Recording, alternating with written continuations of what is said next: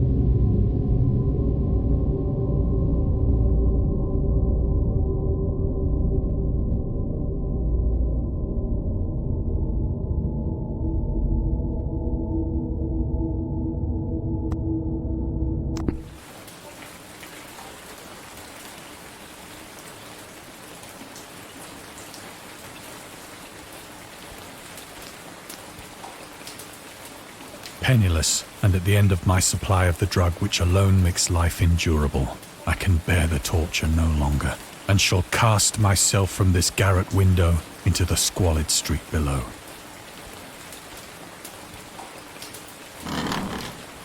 Do not think from my slavery to morphine that I am a weakling or a degenerate. When you have read these hastily scrawled pages, you may guess, though never fully realize, why it is that I must have forgetfulness or death.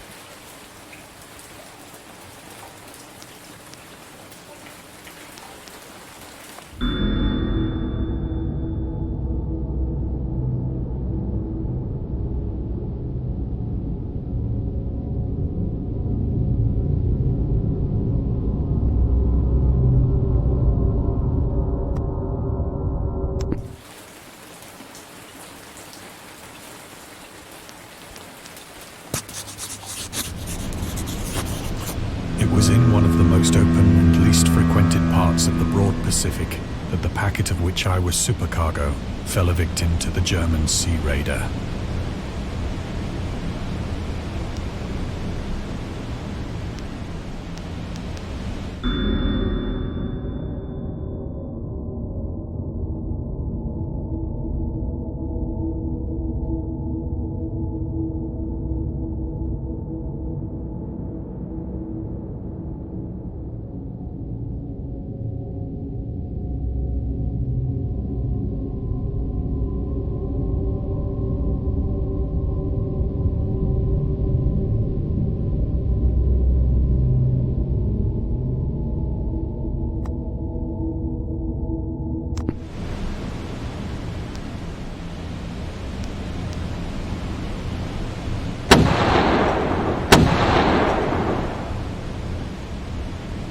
The Great War was then at its very beginning, and the ocean forces of the Hun had not completely sunk to their later degradation.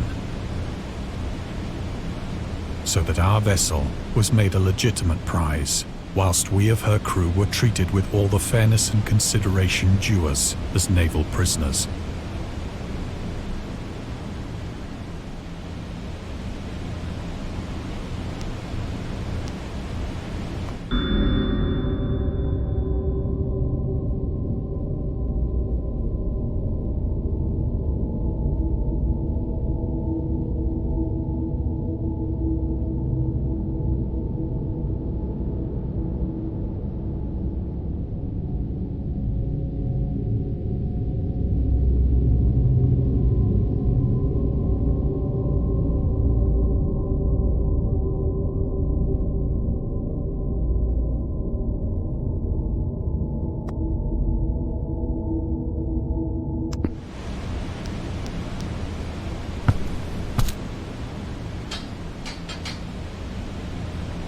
So liberal, indeed, was the discipline of our captors, that 5 days after we were taken, I managed to escape alone in a small boat with water and provisions for a good length of time.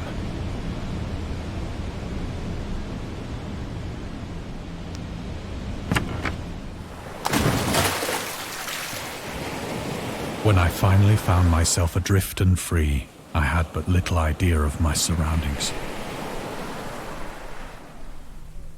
Never a competent navigator, I could only guess vaguely by the sun and stars that I was somewhat south of the equator. Of the longitude, I knew nothing, and no island or coastline was in sight.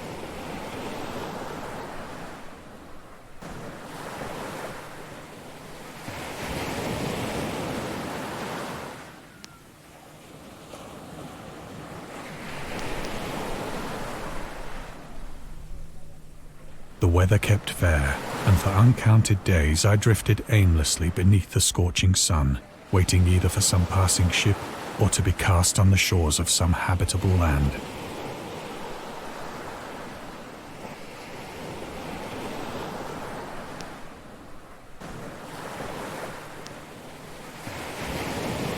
But neither ship nor land appeared, and I began to despair in my solitude upon the heaving vastness of unbroken blue.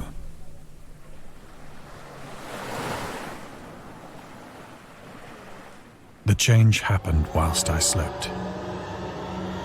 Its details I shall never know, for my slumber, though troubled and dream-infested, was continuous.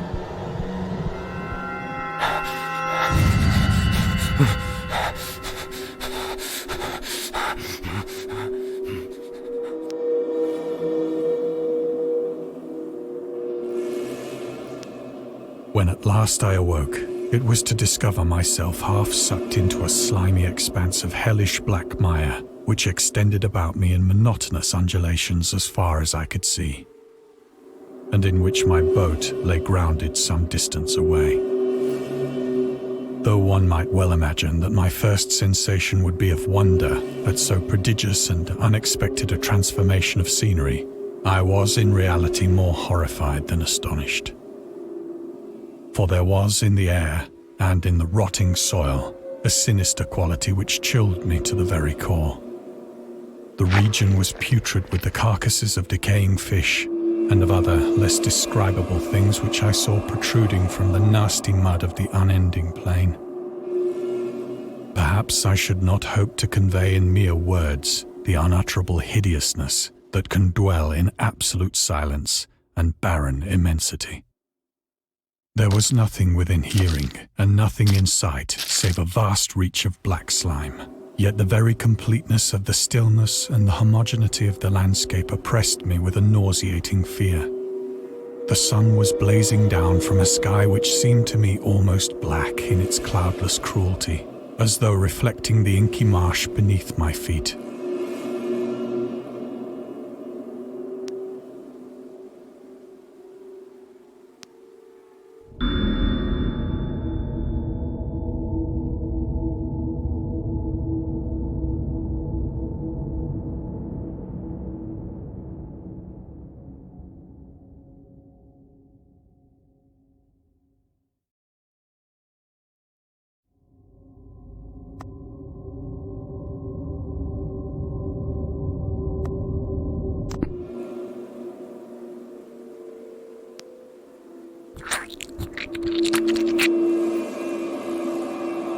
As I crawled into the stranded boat, I realized that only one theory could explain my position. Through some unprecedented volcanic upheaval, a portion of the ocean floor must have been thrown to the surface, exposing regions for which innumerable millions of years had lain hidden under unfathomable watery depths. So great was the extent of the new land which had risen beneath me that I could not detect the faintest noise of the surging ocean, straining my ears as I might. Nor were there any seafowl to prey upon the dead things.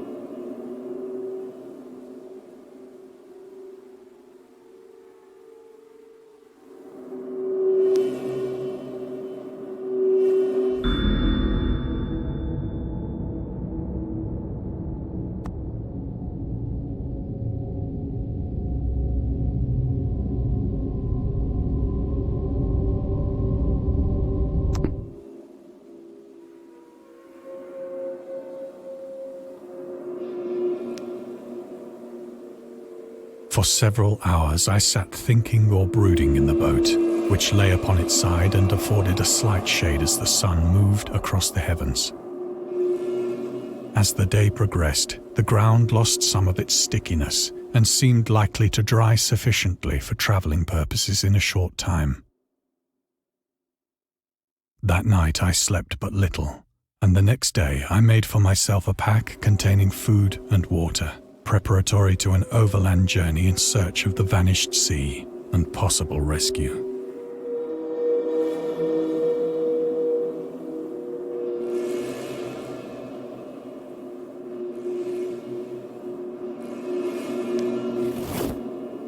On the third morning, I found the soil dry enough to walk upon with ease. The odor of the fish was maddening, but I was too much concerned with graver things to mind so slight an evil, and set out boldly for an unknown goal.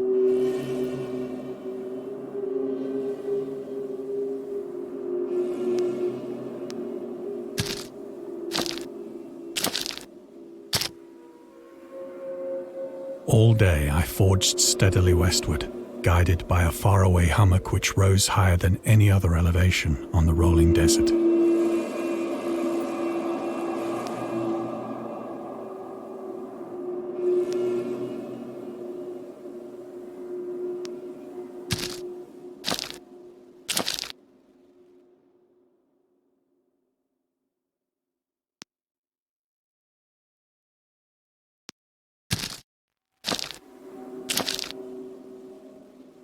That night, I encamped, and on the following day still travelled toward the hummock, though that object seemed scarcely nearer than when I had first espied it.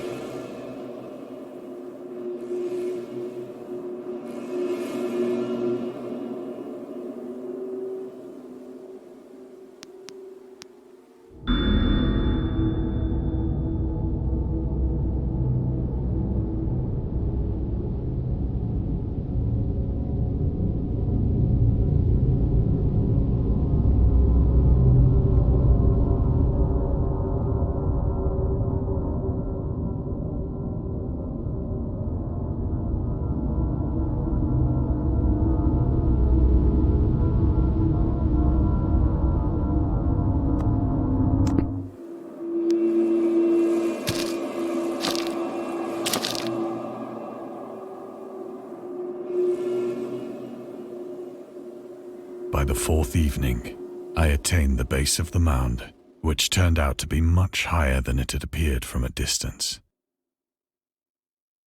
An intervening valley setting it out in sharper relief from the general surface. Too weary to ascend, I slept in the shadow of the hill. I know not why my dreams were so wild that night, but ere the waning and fantastically gibbous moon had risen far above the eastern plain, I was awake in a cold perspiration, determined to sleep no more.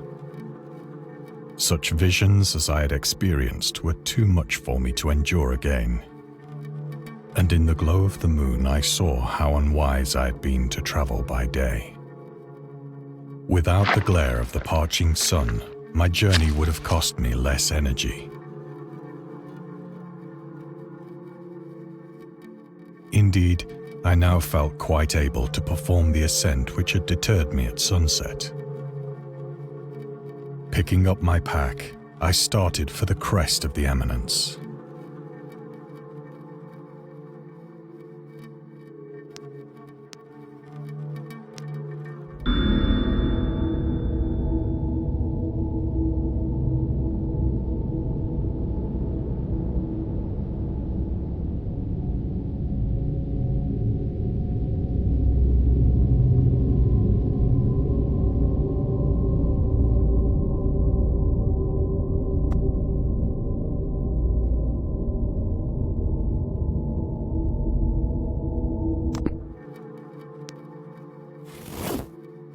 I have said that the unbroken monotony of the rolling plain was a source of vague horror to me. But I think my horror was greater when I gained the summit of the mound and looked down the other side into an immeasurable pit or canyon. whose black recesses the moon had not yet soared high enough to illumine. I felt myself on the edge of the world, peering over the rim into a fathomless chaos of eternal night. Through my terror ran curious reminiscences of Paradise Lost, and of Satan's hideous climb through the unfashioned realms of darkness. As the moon climbed higher in the sky, I began to see that the slopes of the valley were not quite so perpendicular as I had imagined.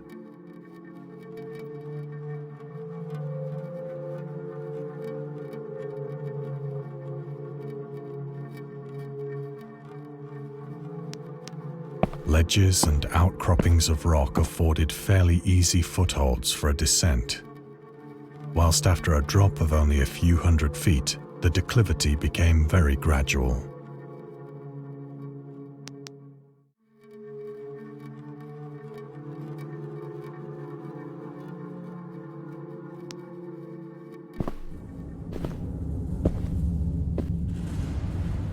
Urged on by an impulse which I cannot definitely analyze, I scrambled with difficulty down the rocks and stood on the gentler slope beneath, gazing into the Stygian deeps where no light had yet penetrated. All at once, my attention was captured by a vast and singular object on the opposite slope, which rose steeply about 100 yards ahead of me. An object that gleamed whitely in the newly bestowed rays of the ascending moon.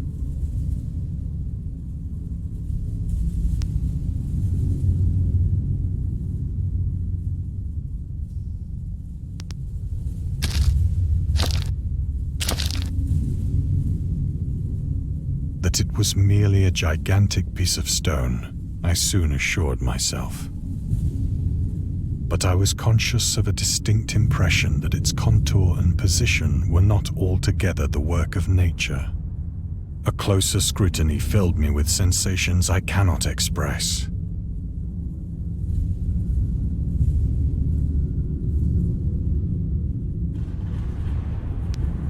For despite its enormous magnitude, and its position in an abyss which had yawned at the bottom of the sea since the world was young, I perceived beyond a doubt that the strange object was a well-shaped monolith, whose massive bulk had known the workmanship and perhaps the worship of living and thinking creatures.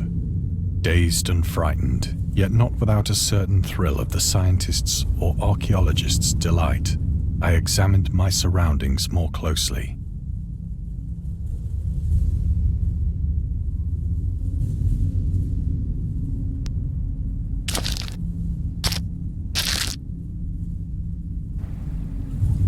The moon, now near the zenith, shone weirdly and vividly above the towering steeps that hemmed in the chasm, and revealed the fact that a far-flung body of water flowed at the bottom, winding out of sight in both directions and almost lapping my feet as I stood on the slope.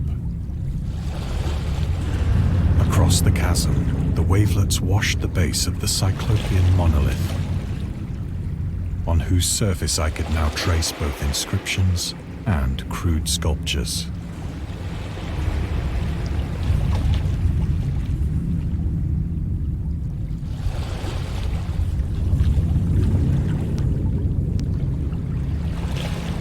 The writing was in a system of hieroglyphics unknown to me and unlike anything I'd ever seen in books, consisting for the most part of conventionalized aquatic symbols such as fishes, eels, octopi, crustaceans, mollusks, whales, and the like.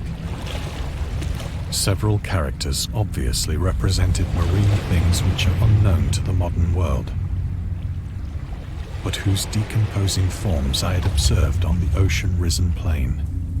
It was the pictorial carving, however, that did most to hold me spellbound.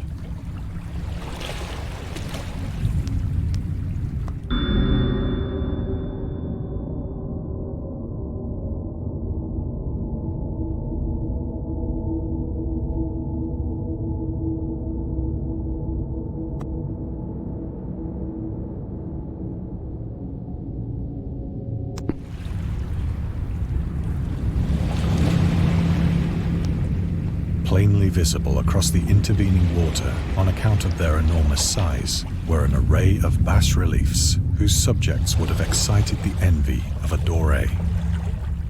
I think that these things were supposed to depict men, at least a certain sort of men, though the creatures were shown disporting like fishes in the waters of some marine grotto, or paying homage at some monolithic shrine which appeared to be under the waves as well. Of their faces and forms I dare not speak in detail, for the mere remembrance makes me grow faint. Grotesque beyond the imagination of a Poe or a Bulwer. They were damnably human in general outline, despite webbed hands and feet, shockingly wide and flabby lips, glassy, bulging eyes, and other features less pleasant to recall. Curiously enough, they seemed to have been chiseled badly out of proportion with their scenic background. For one of the creatures was shown in the act of killing a whale, represented as but little larger than himself. I remarked, as I say, their grotesqueness and strange size, but in a moment decided that they were merely the imaginary gods of some primitive fishing or seafaring tribe. Some tribe whose last descendant had perished eras before the first ancestor of the Piltdown or Neanderthal man was born.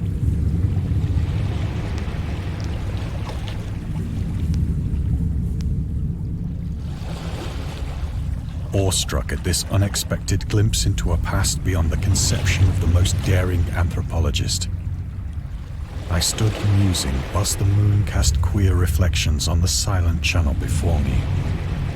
Then, suddenly, I saw it. With only a slight churning to mark its rise to the surface, the thing slid into view above the dark waters. And loathsome, it darted like a stupendous monster of nightmares to the monolith, about which it flung its gigantic scaly arms, while it bowed its hideous head and gave vent to certain measured sounds. I think I went mad then. Of my frantic ascent of the slope and cliff, and of my delirious journey back to the stranded boat, I remember little.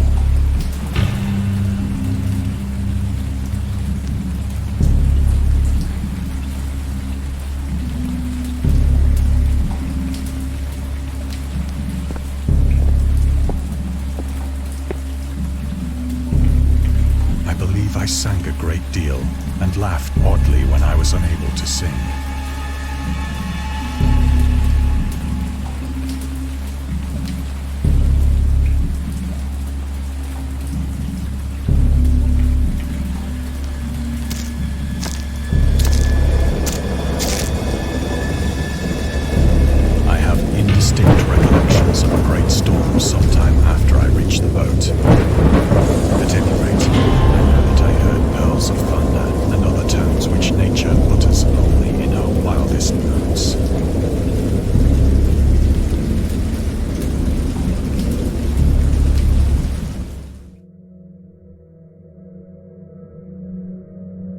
When I came out of the shadows, I was in a San Francisco hospital, brought thither by the captain of the American ship which had picked up my boat in mid-ocean. In my delirium, I had said much, but found that my words had been given scant attention. Of any land upheaval in the Pacific, my rescuers knew nothing. Nor did I deem it necessary to insist upon a thing which I knew they could not believe.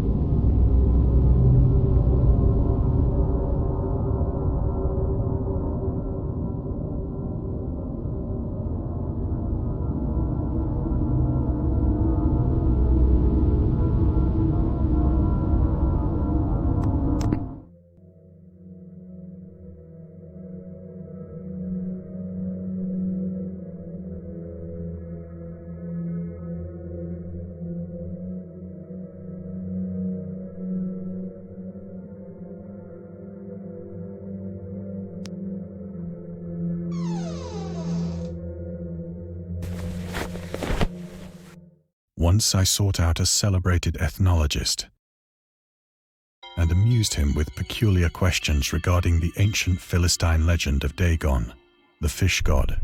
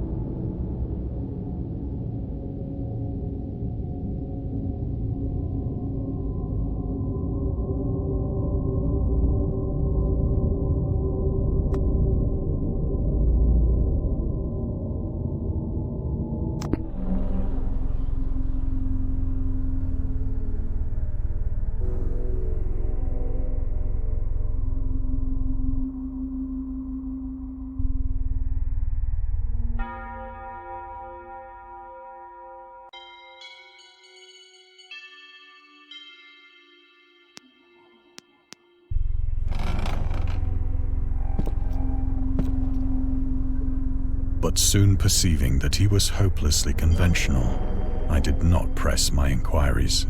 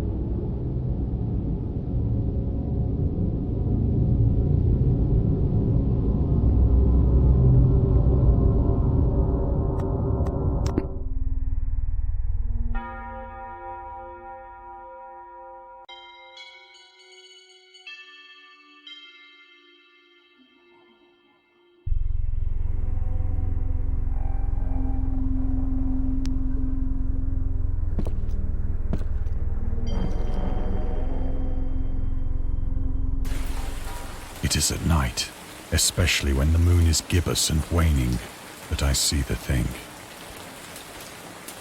I tried morphine, but the drug has given only transient surcease and has drawn me into its clutches as a hopeless slave.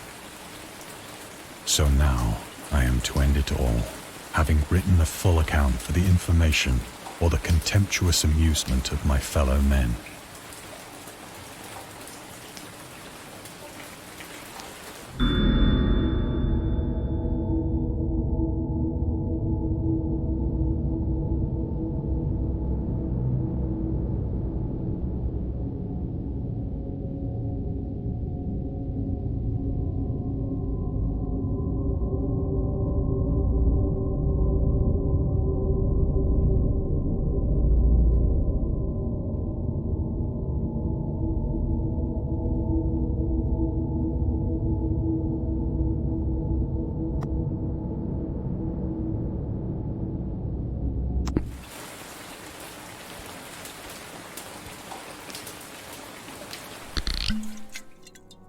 Often, I ask myself if it could not all have been a pure phantasm, a mere freak of fever as I lay sun-stricken and raving in the open boat after my escape from the German man-of-war. This I ask myself, but ever does there come before me a hideously vivid vision in reply. I cannot think of the deep sea without shuddering at the nameless things that may at this very moment be crawling and floundering on its slimy bed. worshipping their ancient stone idols and carving their own detestable likenesses on submarine obelisks of water-soaked granite. I dream of a day when they may rise above the billows to drag down into their reeking talons the remnants of puny, war-exhausted mankind. Of a day when the land shall sink and the dark ocean shall ascend amidst universal pandemonium.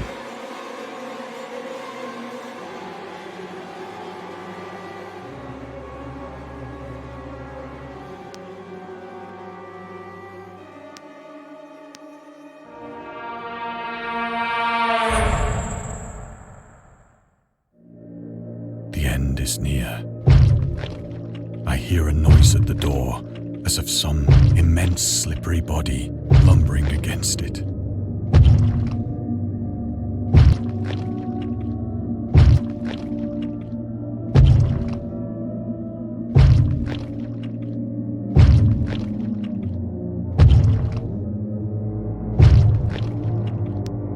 It shall not find me.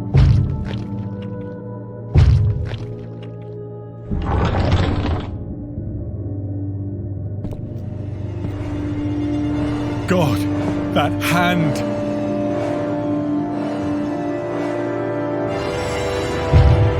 The window!